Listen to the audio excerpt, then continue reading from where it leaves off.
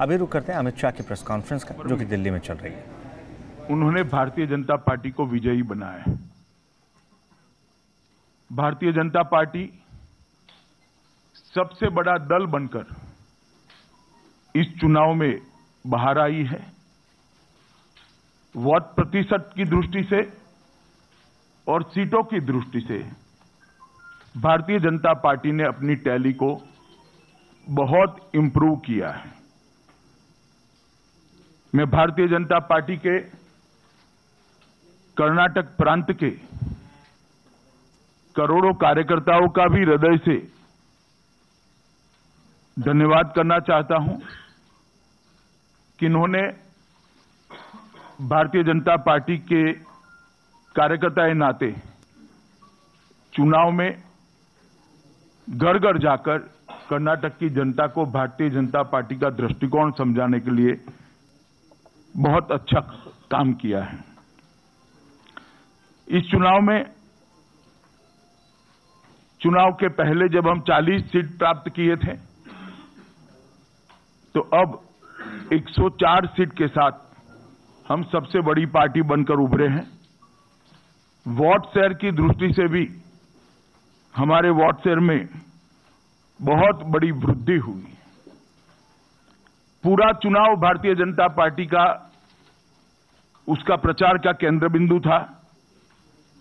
5 साल तक जो कांग्रेस की सरकार चली, वो कांग्रेस की सरकार का भ्रष्टाचार, उसका कुशासन,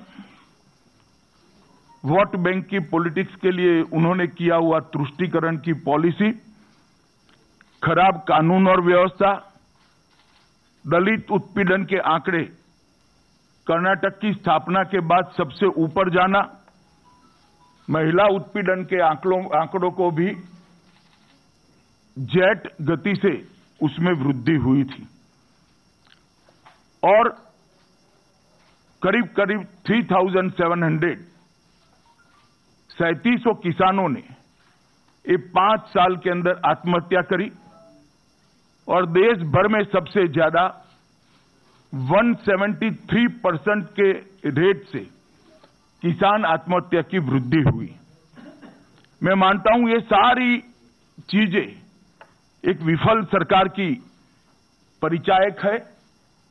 इसको मुद्दा बनाकर हम चुनाव लड़े थे।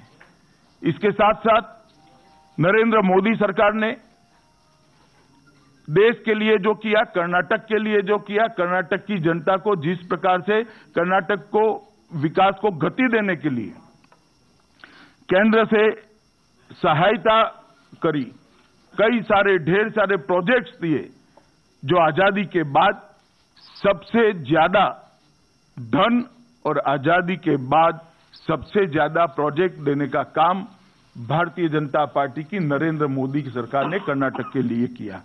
ये दोनों चीजों को लेकर हम कर्नाटक के चुनाव में श्री येदियुरप्पा जी के नेतृत्व में गए और मुझे आनंद है कि कर्नाटक की जनता ने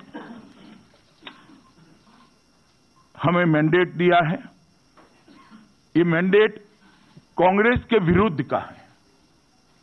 जेडीएस भी उसी जगह जीती है जहां परंपरागत तरीके से भारतीय जनता पार्टी का संगठन निर्बल रहा है।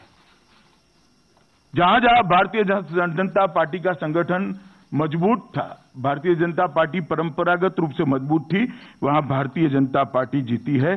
तो मैं मानता हूं कि ये मैंडेट एंटी कांग्रेस मैंडेट है। इसमें कोई कंफ्यूजन कहीं पर भी किसी भी डायमेंशन से देखे तो नहीं है। उनके आधे से ज्यादा मंत्री चुनाव हारे हैं, मुख्यमंत्री स्वयं चुनाव हारे हैं, दूसरी सीट पर बहुत कम मार्जिन से चुनाव जीत पाए हैं। ये बताता है कि मैंडेट कांग्रेस विरोधी मैंडेट है, कांग्रेस के शासन के खिलाफ का मैंडेट है। और मित्रों, कई लोग एक अपप्रचार खड़ा करने का प्रयास करते हैं कि पूर्ण बहुमत न होने के बावजूद भारतीय जनता पार्टी ने सरकार बनाने का क्लेम क्यों किया।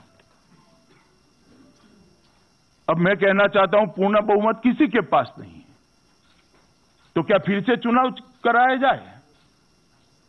पूर्ण बहुमत न होने की स्थिति में सबसे पहला अधिकार किसी एक दल का अगर सरकार बनाने का बनता है तो सबसे बड़े दल में के रूप में जो उभरे हैं वो पार्टी का बनता है, जो कि भारतीय जनता पार्टी का है। और अगर हम सरकार बनाने का दावा न करते तो कर्नाटक की जनता के मैंडेट के खिलाफ का काम होता, कर्नाटक की जनता के मैंडेट के अनुरूप काम नहीं होता। इसलिए हमने सरकार बनाने का दावा वहां के राज्यपाल के समक्ष रखा था। 104 सीटों के मैंडेट के बाद और विशेष रूप से कांग्रेस के खिलाफ मैंडेट के बाद हमने दावा किया है। मैं उसमें कोई भी अनुचित बात नहीं देखता। जनता दल एस के भी चुनाव प्रचार का मीन निकाल दीजिए।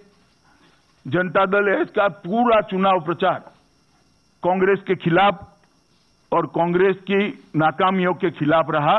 उन्होंने भी एंटी कांग्रेसी मैंडेट को जहां वो मजबूत थे वहां एनकेस कर जीत प्राप्त की है, जितनी भी सीटों पर जीते हैं।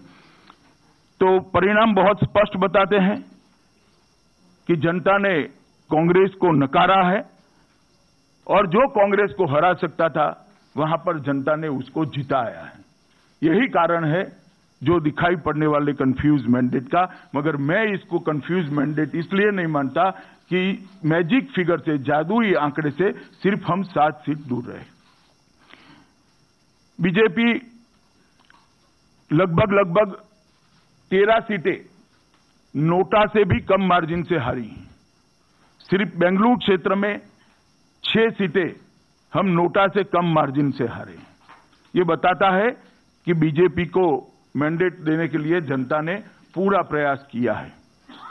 और आज जब सरकार बनाने के लिए जेडीएस और कांग्रेस एक प्लेटफॉर्म पर आए हैं, उस वक्त कर्नाटक की स्थिति यह है कि कर्नाटक की जनता जश्न नहीं मना रही है, जेडीएस और कांग्रेस जश्न मना रहे हैं। कांग्रेस को बताना चाहिए इस देश की जनता को कि वो किस बात का जश्न मना रहे हैं। उनकी सीटें पहले थी 122, उसमें से 78 सीटें हो गई। इस बात का जश्न मना रहे हैं। उनके आधे से ज्यादा मिनिस्टर हार गए, उसका जश्न मना रहे हैं। उनके मुख्यमंत्री हार गए, उसका जश्न मना रहे हैं। चुनाव के पहले उनके पास 3 मुख्यमंत्री थे, अब 2 हो गए, इसका जश्न मनाते हैं। या पीपीपी हो जाने का जश्न बना रहे हैं। सिर्फ पंजाब, पांडिचेरी और परिवार में कांग्रेस बचकर रह गई है, इसका जश्न बना रहे हैं।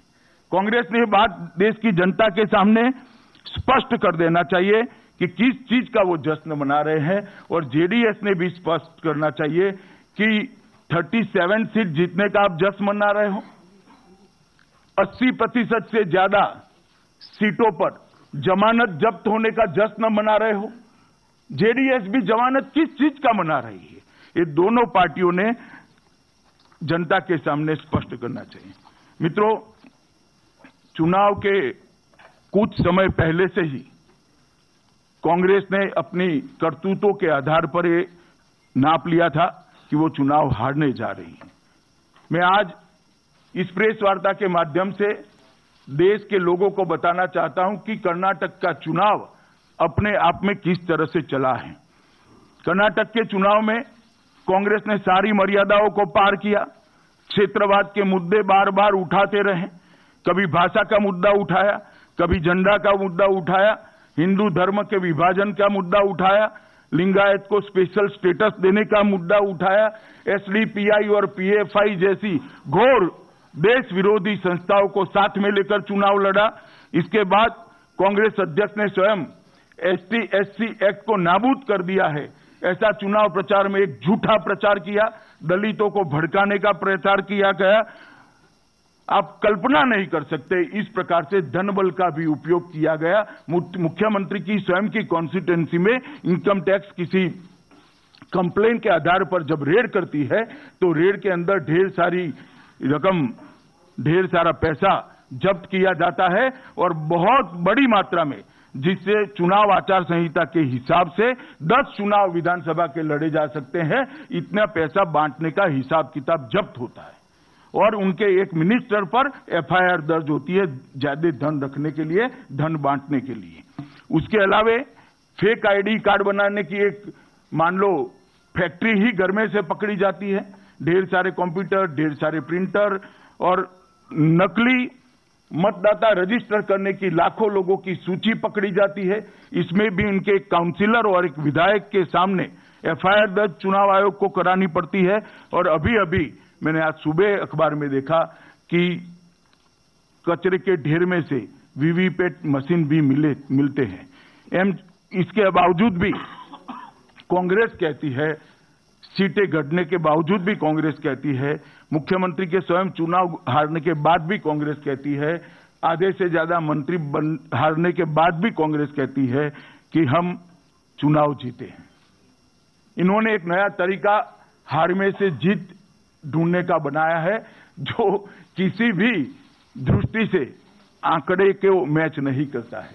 अभी अभी कुछ समय पहले 1-2 लोकसभा में उपचुनाव में हम हारे तो सारे कांग्रेसियों की बाहें खिल गई कि 8-9 चुनाव में भाजपा हारी, भाजपा हारी, भाजपा। हालांकि उसमें कांग्रेस नहीं जीती। 9 चुनाव भाजपा हारी, इसका इतना प्रचार कर दिया। मैं आज देश की जनता को कहना चाहता हूं, वो 2014 से 2018 में हम 9 लोकसभा हारे, इसका प्रचार करते हैं। हमने आपसे 14 स्टेट छीन लिए। अगर आपको ये स्पष्ट करना चाहिए कि 14 स्टेट की हार बड़ी होती है या 9 लोकसभा की हार बड़ी होती है। कांग्रेस ने जीत की जो नई व्याख्या बनाई है, मैं तो ईश्वर से प्रार्थना करता हूं इनकी जीत की व्याख्या यही रहे तो हमें 2019 में कोई तकलीफ नहीं पड़ेगी और यही जीत की व्याख्या उनके बहुत काम में आएगी। मित्रों, मैंडेट के खिलाफ जाकर कांग्रेस ने जेडीएस का समर्थन किया है। मैंडेट के खिलाफ जाकर जेडीएस ने कांग्रेस का समर्थन लिया है और मैं मानता हूं कि ये अपवित्र गठबंधन है। अब सरकार बनाने की गतिविधि उन्होंने चालू करी है, सरकार गठन भी हो जाएगी। परंतु मैं आज इस प्रेस वार्ता के बाद जेडीएस के नेता श्री कुमार स्वामी ने कांग्रेस के लिए क्या क्या बयान दिए थे, इसकी कॉपी, एक संकलन आपके कंजम्पशन के लिए देना चाहता हूं। आपसे आशा है कि इसको आप जनता तक पहुंचाएंगे। कांग्रेस ने भी जेडीएस को जनता दल संघ कहा था। देवगौड़ा जी के लिए राहुल गांधी जी का बयान और राहुल गांधी के लिए देवगौड़ा का बयान, ये सारा जनता की सामने है। इस सारी सीटों में मैं मानता हूं कि जिस तरह से अलग अलग चीजों का गैरकानूनी तरीके से उपयोग किया, इसके बाद भी कांग्रेस जीतने में असमर्थ रही है। अंत में जब सुप्रीम कोर्ट में केस चल रहा था, उस वक्त अचानक एक खबर आती है कि कोई विधायक के यहां भारतीय जनता पार्टी के नेता का फोन पहुंचा है, करोड़ों रुपया की ऑफर की गई है और उनको मंत्री पद भी ऑफर किया है। मीडिया ने उसको सार्वजनिक भी किया, करना भी चाहिए। परंतु आज कांग्रेस के नेताओं ने स्वीकार किया है कि वो खबर फर्जी थी। सुप्रीम कोर्ट के केस को प्रभावित करने के लिए एक खबर को गलत तरीके से उकसाया गया था। मित्रों, मोदी जी का विजय रथ पूरे देश में घूमता अब दक्षिण में भी प्रवेश कर गया है। हम दक्षिण में सबसे बड़ी पार्टी बनकर उभरे हैं।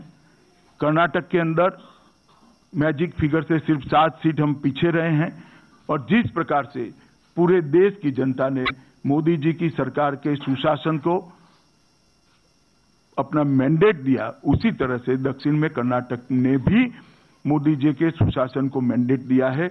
मोदी जी की लोकप्रियता कर्नाटक की जनता ने भी इसको एक्नॉलेज किया है। मैं मानता हूं कि इस चुनाव का एक बहुत अच्छा पक्ष आया है। लोकतंत्र के बारे में तो जो हुआ उसका हिसाब किताब देश के लोकतंत्र का इतिहास लिखने वाले भविष्य में करेंगे। कि चुनाव किस प्रकार से हुआ, धनबल का किस प्रकार से उपयोग किया, मैंडेट को किस तरह से भंग किया, मगर एक अच्छा परिणाम आया है, कांग्रेस की लोकतांत्रिक संस्थाओं में श्रद्धा बढ़ गई है। अब उनको सुप्रीम कोर्ट अच्छी लगती है, अब उनको ईवीएम भी अच्छा लगता है, अब उनको चुनाव आयोग भी अच्छा लगता है। एक बहुत शुभ चिन्ह है देश की लोकतांत्रिक स्थिति के लिए कि प्रमुख विपक्षी दल को अब ये सारी लोकतांत्रिक व्यवस्था है, ये आधे अधूरे विजय से अच्छी लगने लगी है। ये अच्छाई का हम स्वागत करते हैं और चाहते हैं कि जब हारे तब भी ये सारी चीजों को वो याद रखें, ईवीएम को भी अच्छा कहे, चुनाव आयोग को भी अच्छा कहे और सुप्रीम कोर्ट के फैसले के बाद सुप्रीम कोर्ट के जज के खिलाफ इम्पीचमेंट लेकर कभी ना आए। ये सारी चीजों को वो चुनाव हारने के बाद भी याद रखेंगे, ऐसी मैं आशा करता हूं। और आप सबको मेरा आग्रह है कि हमने जो बात आपके सामने रखने का प्रयास किया है उसको आप जनता तक पहुंचाएं। धन्यवाद।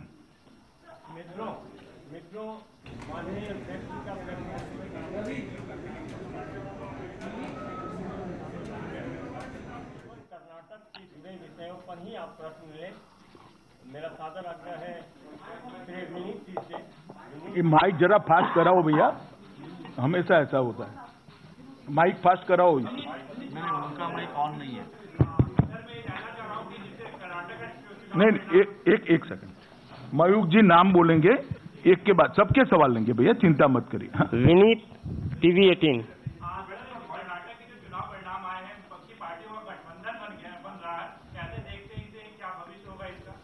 देखिए, पूरा मीडिया जिसको विपक्षी पार्टी का गठबंधन कहता है, मैं आपको एक बात पूछना चाहता हूं, ममता जी कर्नाटक के लोकसभा में कर्नाटक के चुनाव में क्या कर सकती है? अखिलेश जी मध्य प्रदेश के चुनाव में क्या कर सकते हैं? राहुल जी बंगाल के चुनाव में क्या कर सकते हैं? ये सारे लोग हमारे खिलाफ ही थे 2014 में। ये कोई नई बात नहीं है। अपने अपने राज्य में सारे लोग हमारे खिलाफ लड़े थे। उसके बाद में 2014 का मैंडेट आया था। अब भी 19 में हमारे खिलाफ लड़ेंगे और अब भी पूर्ण बहुमत के साथ, इससे भी बड़े बहुमत के साथ मोदी जी के नेतृत्व में एनडीए की सरकार बनने जा रही है। अभिषेक कपूर, रिपब्लिक।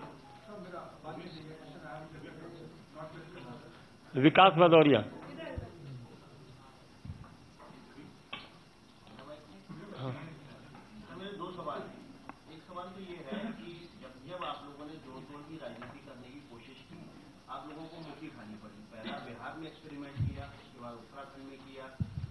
में राज्यसभा चुनाव के दौरान किया, अब यहाँ पर 104 सीटें होने के बावजूद जोड़-तोड़ करने की कोशिश की। ठीक है, आपका जो सोच है कि अगर बहुमत नहीं है तो चुनाव में जाए, लेकिन अगर बहुमत नहीं था तो आपने पहले दावा पेश क्यों किया? दूसरा, जब येदियुरप्पा जी ने 7 दिनों का समय मांगा था तो राज्यपाल ने 15 दिन का समय दिया और ये 15 दिन का समय ही शायद आपके खिलाफ कोर्ट में सबसे बड़ा सबूत बन गया कि राज्यपाल आपका पक्ष है। सबसे पहले मैं क्लियर करना चाहता हूं, ये कांग्रेस ने अपप्रचार किया है कि येदियुरप्पा जी ने 7 दिन का समय मांगा था। कांग्रेस पार्टी का दायित्व है, 7 दिन का समय मांगा है तो वो उनसे लेटर की कॉपी मांगी और मीडिया की भी जिम्मेदारी है इतना सब फैलाने के पहले उनसे लेटर की कॉपी मांगी। आप लोगों ने भी मांगना चाहिए, मगर आप भी नहीं मांगते हो। कभी येदियुरप्पा जी ने 7 दिन का समय नहीं मांगा था। कांग्रेस के लॉयर ने सुप्रीम कोर्ट के खिलाफ झूठ बोला है, कभी नहीं मांगा है। दूसरी बात, हमने क्यों क्लेम किया? हमने क्लेम इसलिए किया कि कांग्रेस के खिलाफ मैंडेट था, हम कांग्रेस के खिलाफ लड़ने वाली सबसे बड़ी पार्टी थे। हम आशा करते थे कि जो लोग कांग्रेस के खिलाफ लड़े हैं, खंडित जनादेश है, वो हमारा समर्थन करेंगे। इसलिए हमने कांग्रेस अपना क्लेम किया और हमने क्लेम जेडीएस और कांग्रेस के क्लेम के पहले किया है। और मैं आपको बताना चाहता हूं, अगर ये लोग अपने विधायकों को 5 सितारा होटल के अंदर, 5 स्टार होटल के अंदर बंद न करते, गर्मियों से बचाने के लिए और स्विमिंग पूल में नहाने के लिए खुला छोड़ते, तो जनता ही उनको बता देती कि वोट कहां डालना है। अगर उनको विजय का जुलूस भी निकालने देते ना, विजय का जुलूस, तो जनता बता देती कि वोट कहां डालना है। और भारतीय जनता पार्टी अपना विश्वास का मत पास कर लेती। और आप हमें कह रहे हो जोड़ तोड़ की राजनीति, हॉर्स ट्रेडिंग वगैरह वगैरह। भैया, हम पर तो हॉर्स ट्रेडिंग का एक गलत आरोप लगा है। इन्होंने तो पूरा अस्तबल बेच खाया है। कांग्रेस ने पूरा का पूरा अपना अस्तबल बेच खाया है। उसको कोई नहीं पूछता है जी। हमारा क्लेम करने का अधिकार था, इसलिए हमने क्लेम किया था। गैर लोकतांत्रिक तरीके से सारे विधायकों को 5 सितारा होटल के अंदर बंद किया। इसके कारण विधायक अपनी जनता का संपर्क न कर पाए, और अगर जनता का संपर्क करते तो निश्चित रूप से उनको जनता का मूड भी मालूम पड़ता और जनता की इच्छा भी मालूम पड़ती, और जेडीएस को, बीजेपी को समर्थन करना पड़ता। 1 मिनट, मेघा प्रसाद, टाइम्स नाउ।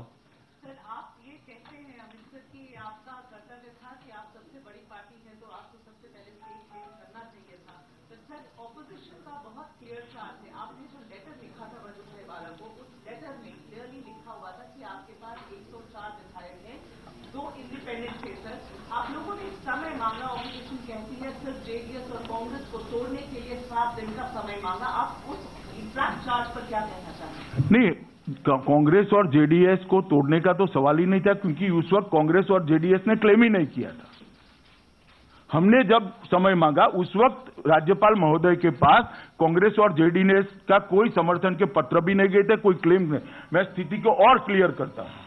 राज्यपाल महोदय के पास जब कांग्रेस ने और जेडीएस ने कहा कि हमारे सारे विधायक चाहते कि यह है, तब तो विधायक बेंगलोर आए भी नहीं थे, ना विधायक दल की मीटिंग हुई, ना उसका नेता चुना गया। मैं सवाल ये करना चाहता हूं, किस तरह से क्लेम किया गया? Ravikant, news nation.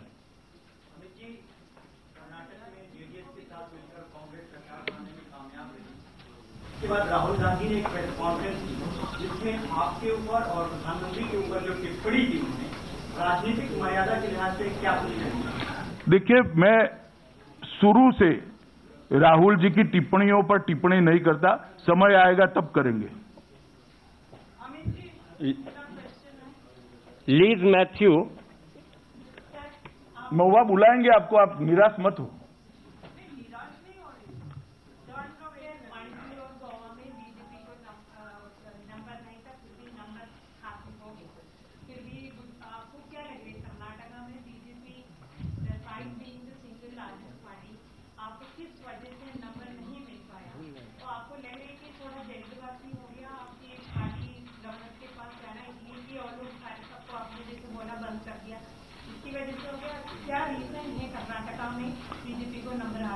देखिए मैथ्यू जी, ऐसा है कि गोवा और मणिपुर का हमेशा कांग्रेस के द्वारा एग्जाम्पल दिया जाता है।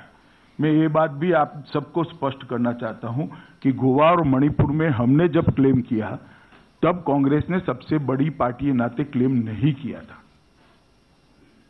कांग्रेस के लोग आराम कर रहे थे, क्लेम नहीं कर पाए थे। इसके कारण हमारे क्लेम के आधार पर राज्यपाल ने हमें न्योता दिया था।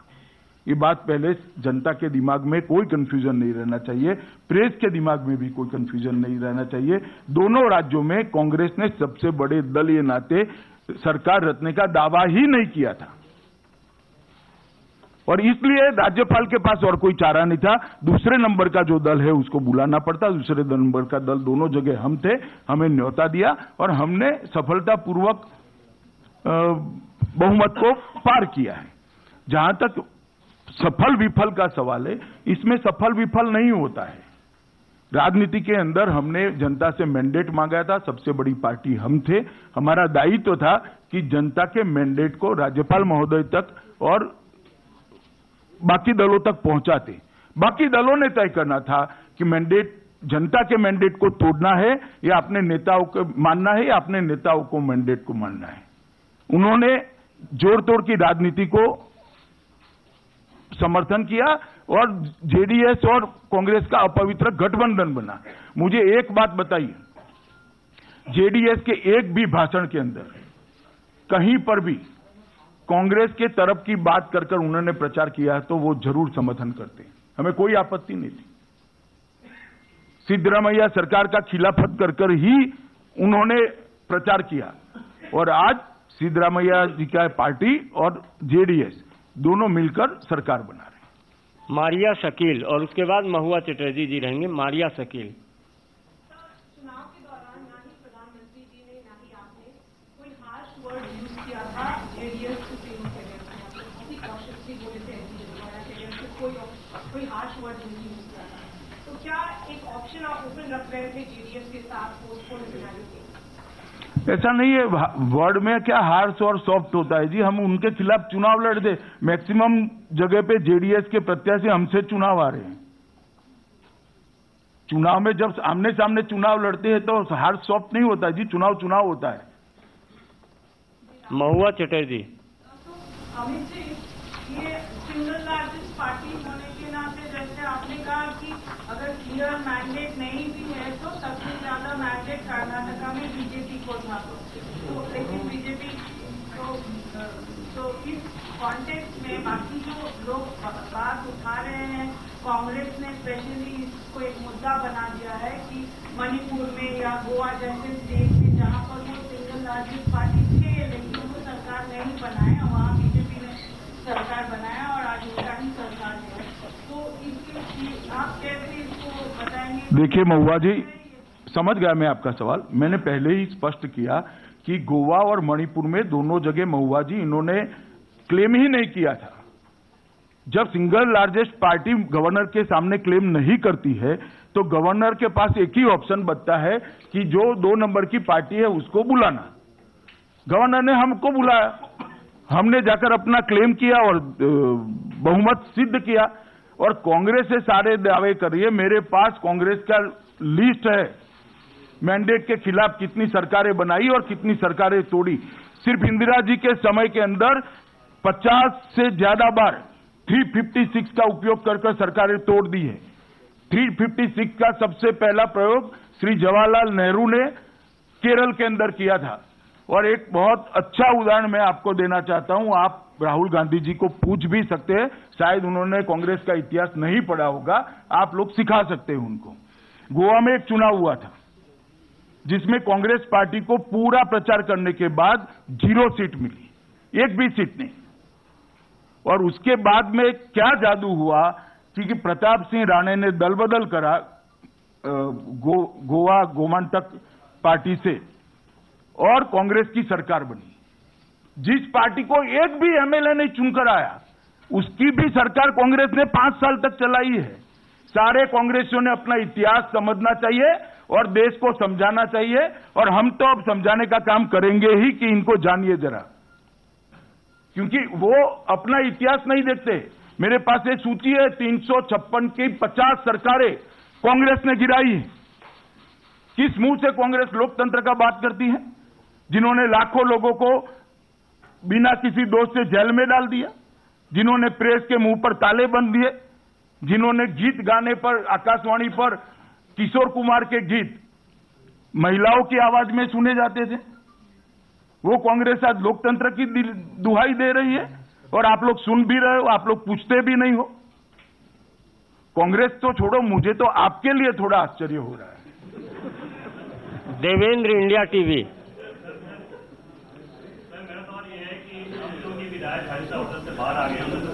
अभी बाहर नहीं आए, फॉर योर इंफॉर्मेशन, बाहर नहीं आए हैं अभी। बस सवाल समाप्त हो गया भैया, बाहर नहीं आए हैं अभी, अभी छोड़ा नहीं है उनको। जो ऑडियो क्लिप जारी किया गया था वो ऑडियो क्लिप ऐसी कोई बात ही नहीं हुई थी। ऐसी स्थिति में आगे की कोई संभावना देखते हैं? नहीं, मैं आगे की संभावनाओं की बात नहीं करता भैया। मैं इतना ही कहना चाहता हूं, शिवराम हेब्बर के फेसबुक पोस्ट से स्पष्ट हो जाता है कि कांग्रेस ने किस प्रकार से गलत प्रचार किया और मीडिया ने किस प्रकार से विदाउट वेरीफाइंग इसको जनता तक पहुंचाया है। ये स्पष्ट हो जाता है और वो इसलिए किया गया कि सुप्रीम कोर्ट पर वो असर डालना चाहते थे। अभिषेक कपूर प्लीज, एक मिनट मैडम। अभिषेक कपूर। नहीं, बाकी लोगों को पूछना है अभी। लास्ट आप नहीं कह सकते ना। जी जी, पूछो जरूर।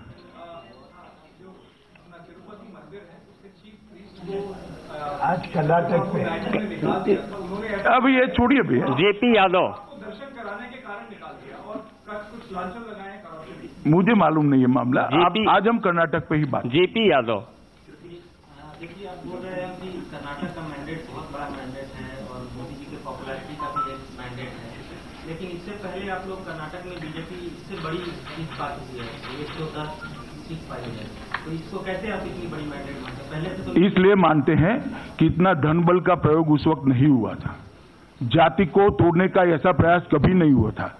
कभी कांग्रेस ने एसडीपीआई और पीएफआई का समर्थन लेकर चुनाव नहीं लड़ा था। कभी इस प्रकार से फेक आईडी कार्ड बनाने की फैक्ट्रियां नहीं लगी थी। कभी इस तरह से गलत फर्जी वोटर रजिस्टर करने का प्रयास नहीं हुआ था। इसलिए मैं इस मैंडेट को, ये सबके बावजूद हम 104 तक पहुंचे। राकेश पीटीआई 79 से 110 हो गया था, वो 79 से 110 हो गया था, 40 से 104 हो गया।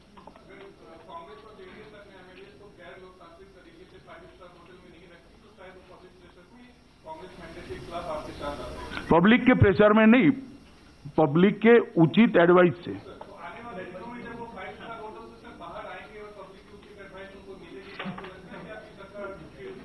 मैं ज्योतिषी नहीं हूं भैया, अभी तो एक बार छोड़े वो बस। मनोज मिश्रा अभी तो छोड़ा ही नहीं है। मनोज मिश्रा हंसिए मत भैया, बहुत गंभीर बात है। अभी तो इतने दिन होने के बाद भी उनको विजय जुलूस निकालने नहीं दिया है, और इसमें आप लोगों को कुछ गैर लोकतांत्रिक नहीं लगता है। अध्यक्ष जी, आपने कहा कि बेमेल गठबंधन की सरकार बनने जा रही है, क्या ऐसी कोई संभावना है कि आप सरकार गिर गई तो फिर से बीजेपी प्रयास करे? देखिए, मैंने अपनी ओर से इतना ही कहा है कि सारे विधायकों को उन्होंने होटल में अभी भी इस सेकंड तक बंद करके रखा है, छोड़ा नहीं। जिस क्षण उनको छोड़ेंगे जनता उनसे जरूर हिसाब मांगेगी, ऐसा मेरा मानना है कि भैया हमने तो आपको इसलिए वोट नहीं दिया था कि कांग्रेस की सरकार आ जाए। अब उसके बाद में जो संभावना होगी उसको उस वक्त देखेंगे। Yatindra Sharma India news. Rajiv Ranjan JDS और कांग्रेस के गठबंधन को पवित्र गठबंधन करा दिया, लेकिन यही बात जम्मू कश्मीर में बीजेपी और पीडीपी के बारे में भी कही जाती है, जबकि वो सरकार अभी तक तो सफलतापूर्वक चल रही है और बहुत जल्द शायद अपना टर्म भी कंप्लीट कर लेंगे। तो आपको ऐसा लगता है कि ये स्थिति कर्नाटक में रिपीट हो सकती है? ना जी, दोनों का मेल नहीं खाता है। इसलिए वहां पीडीपी सबसे बड़ी पार्टी थी, उसका हमने समर्थन किया है क्योंकि फ्रैक्चर्ड मैंडेट था। यहां जेडीएस सबसे बड़ी पार्टी नहीं है, ना कांग्रेस सबसे बड़ी पार्टी हम है। तो हमने फ्रैक्चर्ड मैंडेट में सबसे बड़े मैंडेट का सम्मान किया था। अमिताभ सिन्हा टीवी 18। हाँ, आरोप बार बार यही लग रहा है कि जब आपके पास नंबर नहीं थे तो विश्वास मत तक जाने की जरूरत क्या थी? भैया मुझे एक बात बताओ, नंबर नहीं है और हमने क्लेम किया, ये कह रहे हैं हॉर्स ट्रेडिंग करते तो ऐसा परिणाम आता क्या? ऐसा आता? हमने अपनी बात विधानसभा के पटल पर रखी कि किस प्रकार से इन्होंने मैंडेट की तोड़फोड़ कर एक दूसरे का साथ दिया है। ये हमारा जिम्मेदारी है भाई। असेंबली के मैंडेट हमारे पास था, हमने असेंबली के पटल पर ये पूरी बात को उजागर कर इस्तीफा दे दिया। इसमें गैर लोकतांत्रिक क्या है? और आप इतने सवाल मुझ पर दाग रहे हो, कोई राहुल जी के पास तो पहुंच जाओ कि होटल में क्यों छिपा कर रखे, इसका जवाब दो। आप कोई पूछते ही नहीं हो। कमलजीत संधू। तो इतना कह दो, जवाब नहीं देते हैं।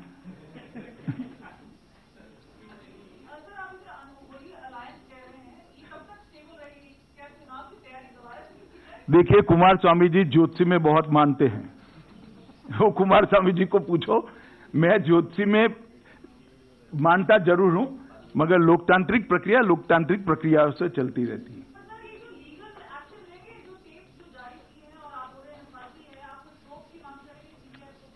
नहीं, जिन पर आरोप लगाए गए हैं उनको जरूर सोचना चाहिए। लीगली वो ही कर सकते हैं। विभा शर्मा। अनामिका रत्ना।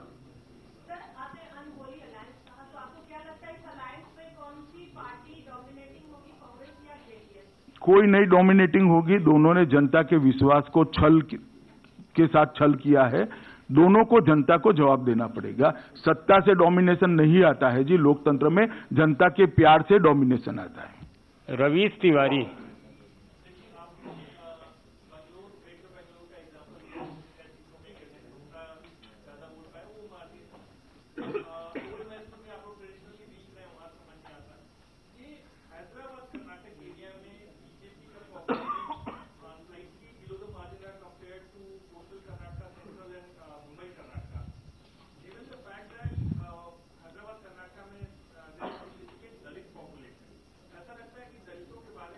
आपकी इंफॉर्मेशन गलत है। मुंबई कर्नाटक में दलित ज्यादा। आगे पूछिए।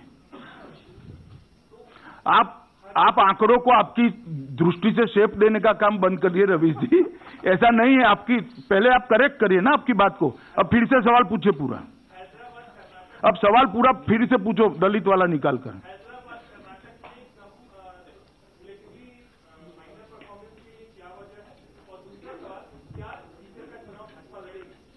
किसका?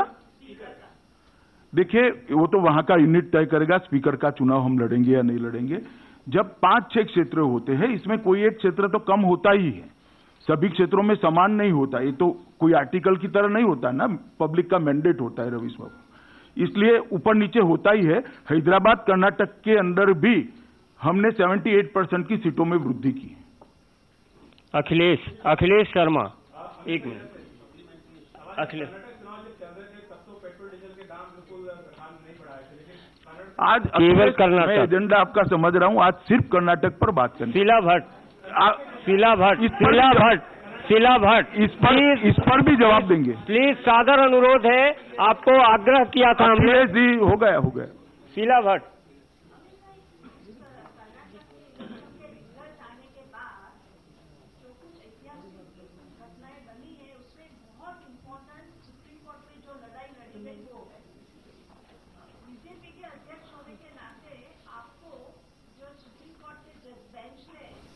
लिया 15 दिन का जो आपके पास समय था वो 1 दिन करने का, उससे आपसे खुशी है?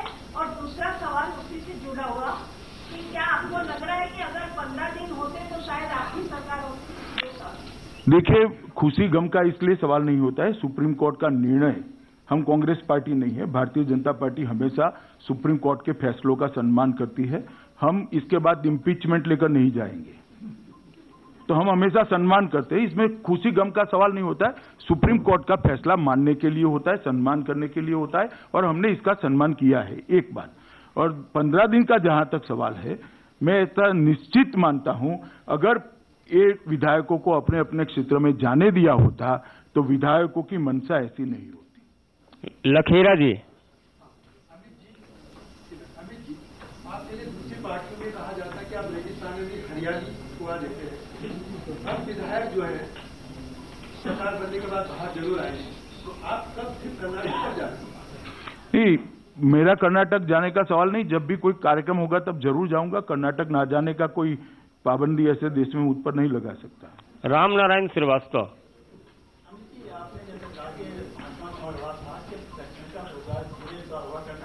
अब कर्नाटक के जिस तरह के नतीजे आए हैं, जिस तरह की सरकार बनी है, दक्षिण भारत में भाजपा की, मैं मानता हूं कि भारतीय जनता पार्टी के लिए बहुत उत्साहजनक परिणाम है। 104 सीट कोई कम नहीं होती है। हम मैजिक फिगर से सिर्फ 7 सीट कम रहे। 2 का तो उपचुनाव होना है अभी, इसके बाद 2 सीटों का उपचुनाव भी होना है। और ये मैसेज जो है, एंटी करप्शन का मैसेज जो है, वो मुझे लगता है कि जरूर ट्रैवल करेगा। प्रिया,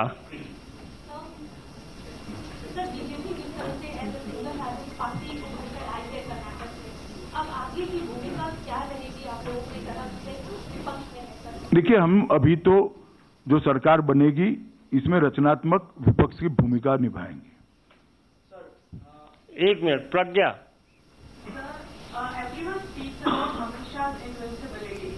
आप किसी भी कार्य से पूछो, आप वर्कर से पूछो, सब एंड टाइम से बोल रहे थे अमित शाह जी बना लेंगे सरकार।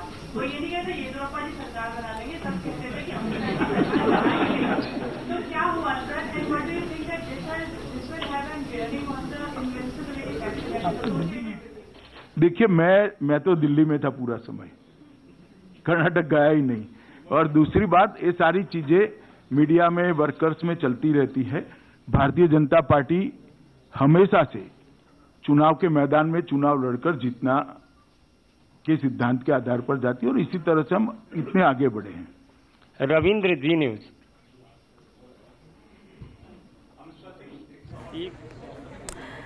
चलिए, तो कर्नाटक के बाद किस तरह से बीजेपी के राष्ट्रीय अध्यक्ष अमित शाह मीडिया से मुखातिब हो रहे हैं और उनका कहना है कि कुछ भी गलत तो उन्होंने नहीं किया। कांग्रेस के शासनकाल का हवाला देते हुए कि किस तरह से कांग्रेस ने भी अपने शासनकाल में जोड़ तोड़ की राजनीति की, कितनी सरकारें गिरवाई और अवैध तरीके से कितनी सरकारें बनवाई, और वो बता रहे हैं किस तरह से मैंडेट जो है वो सीधे सीधे कांग्रेस के खिलाफ था।